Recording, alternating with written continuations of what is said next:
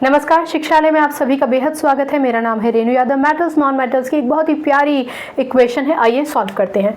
ये कहते हैं कि क्या होता है जब जिंक रिएक्ट करता है स्टीम के साथ। अगर आपने अभी तक सारे लेक्चर्स को फॉलो किया है तो आप ये बात समझ चुके होंगे कि जितने भी मेटल्स होते हैं वो सारे के सारे स्टीम से रिएक्ट करें, ये ज़रूरी नहीं है।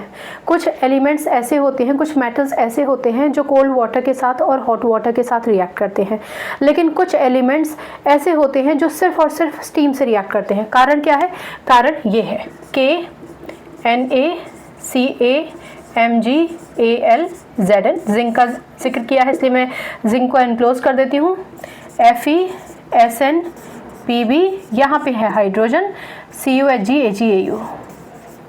ठीक है, ये रिएक्टिविटी सीरीज है जिसे हम एक्टिविटी सीरीज भी कहते हैं। अब आप देखिए कि इस एक्टिविटी सीरीज में जिंक का स्थान कहाँ है? काफ़ी नीचे है। काफ़ी नीचे का मतलब इसके ऊपर और धुरंधर रिएक्टिव एलिमेंट्स हैं। हालांकि सबसे ऊपर वाला सबसे ज़्यादा होगा, लेकिन जैसे जैसे हम नीचे आ रहे हैं रिएक्टिविटी कम हो रही है। ठीक है, हाइड्रोजन से जो नीचे एलिमेंट्स होते हैं वो लीस्ट रिएक्टिव होते हैं, जो हाइड्रोजन को उसकी जगह से डिगा नहीं सकते हैं। लेकिन जिंक एक ऐसी पोजीशन पे है जो हाइड्रोजन से तो बहुत ऊपर है। यानी अगर जिंक का रिएक्शन आप स्टीम से करते हैं, स्टीम का मतलब H2O, तो डेफिनेटली जिंक में इतनी क्षमता है कि वो हाइड्रोजन को डिस्प्लेस कर सके और ऑक्सीजन के साथ यूनियन कर सके। ठीक है, ये बात आपको समझ में आ गई। अब हम बात कर रहे थे कि जिंक स्टीम के साथ क्यों रिएक्ट करेगा। रिएक्टिविटी सीरीज में जिंक बहुत नीचे है। बहुत नीचे होने की वजह से लेस रिएक्टिव है।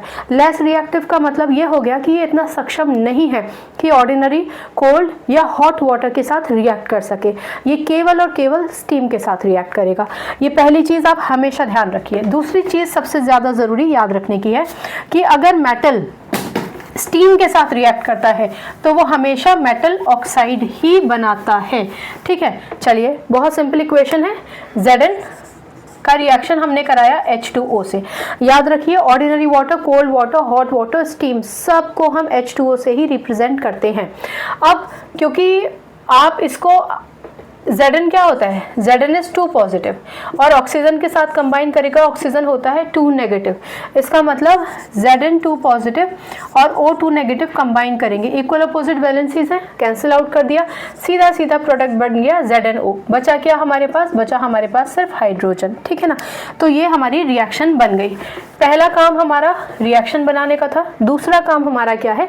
देखना कि ये बैलेंस है या नहीं। Zn 1 oxygen 1 oxygen 1 hydrogen 1 hydrogen 1। कितनी प्यारी इक्वेशन है, मेहनत ही नहीं करवा रही आपसे। अब क्या करना है? इनके नाम लिख देते हैं। ये कौन है? ये है हमारे जिंक।